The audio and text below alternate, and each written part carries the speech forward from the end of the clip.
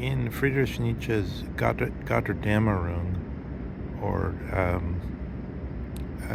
Dawn of the Idols, so that's how Strauss translates Götterdämmerung, Dawn of the Idols, rather than what we customarily hear, Twilight of the Idols. So I think that's very instructive. So clearly Nietzsche isn't. So, well, first of all, just linguistically, this Götterdämmerung or Götterdämmerung or some form of the word is used apparently to give a German form to this notion of destiny of the gods in the Nordic myths, the so-called Ragnarok, which was, of course, made famous recently by the Disney movie. But this word seems to be able to signal equally well twilight and dawn, and the word connected to it, the Dämmerung, can do that. But I think Strauss points to something very far-reaching in Nietzsche's thinking when he says this is the dawn of the idols. So, of course, that's the age that we live in. And it's characterized, according to Nietzsche, by this so-called Entartung, or the fact that I give an example of how Entartung works. It's actually a general feature of the breakdown of an organic society, or a society where it so happens there's a certain number of tasks to be done, such as the tasks done by the medieval corporations or guilds, candle making, for instance, and everybody recognizes those tasks need to be done, and then there's a certain number of guilds, maybe 100 or so, different functions, making a bedpost, cabinets, leather workers, codswains, etc., etc. There's a certain limited number, and it seems to be a natural feature of the order of things. So this prepares the way to the physiocrats, and to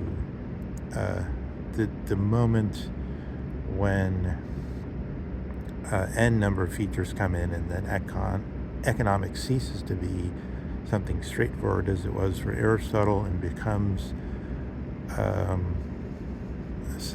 mystery.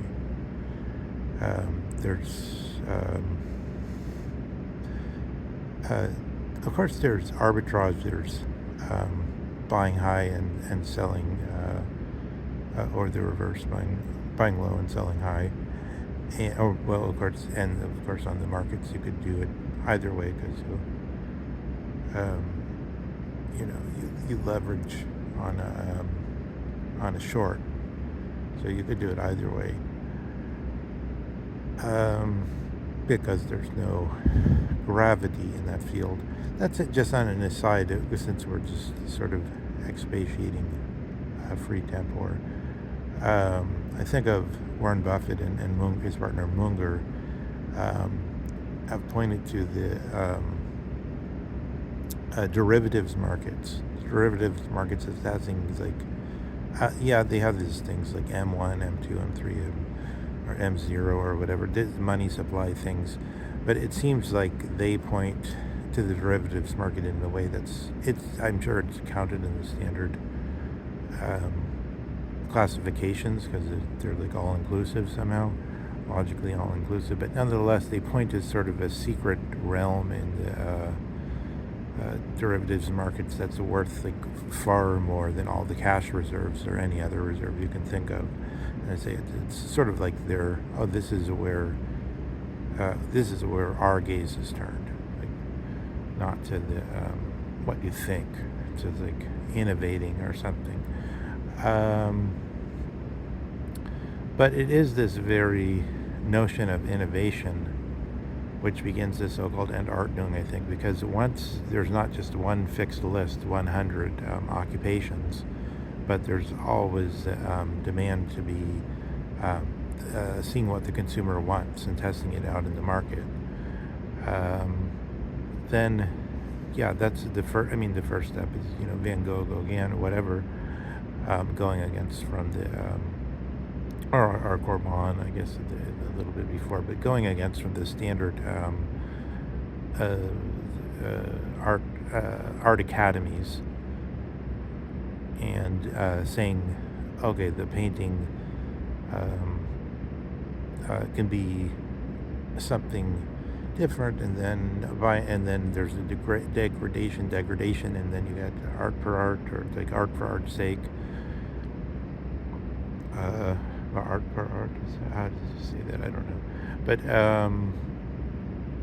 uh, yeah, flaneurs in Paris, savages in Paris. You know, these gangs that called themselves after the Native Americans as street gangs in Paris in the I don't know what, early 19th century, I think. Flaneurship, Baudelaire, Fleur de Mal. And then we get this gradual moving away from the species, which Nordau called an Ordnung, or degeneration, as did the Nazis, but that was a very general idea.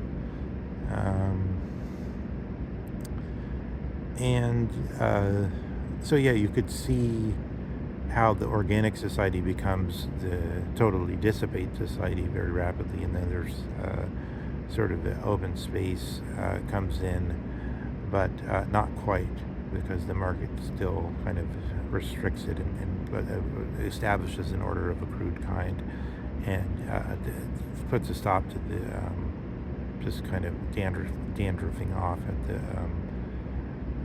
the tapered edges of everything. So in this way, I think, there you arrive at a kind of Hayekian thinking. But again, it's this within the these kind of visions, we already have this position Nietzsche is seeing as, well, guess what? The attempt to stop this kind of motion is very feeble, and it's always going to be unpleasant belt tightening of one kind or another. And it's probably going to be like the U.S. Republicans who, while bitching about the FBI or whoever, Matthew Cornish or whoever, the Atlantic Council, attacking Art Soros, funding his, the prosecutors that he pays for out of his own coffers to do political hit jobs, instead of funding to the tune of like $988 billion just a few days ago, of the people that you claim are doing this to you. Well, if you did something else, then you wouldn't be actually the core of the, that's if they have somebody replace, they have Paul Ryan, then somebody replaces Paul Ryan, and they let him in on the script, and then, so you have this situation as the sort of the supposed conservative position. But so it's really just part of what Nietzsche is calling this Entordnung, or the degeneration.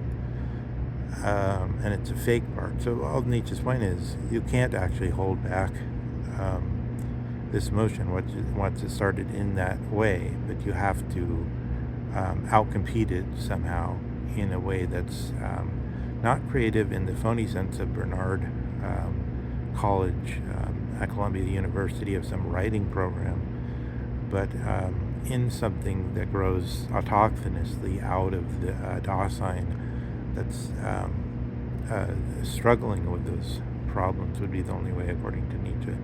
So in this sense, like Strauss is saying, the dawn of idols means that's just what people mean when they talk about the media. But that's exactly why when I promote a new authority of the media, I mean exactly that this, which is, the problem, would use the same medium, we'd find a channel to swim faster than the weak. It can't be avoided in the current way, and this is what Nietzsche is pointing to.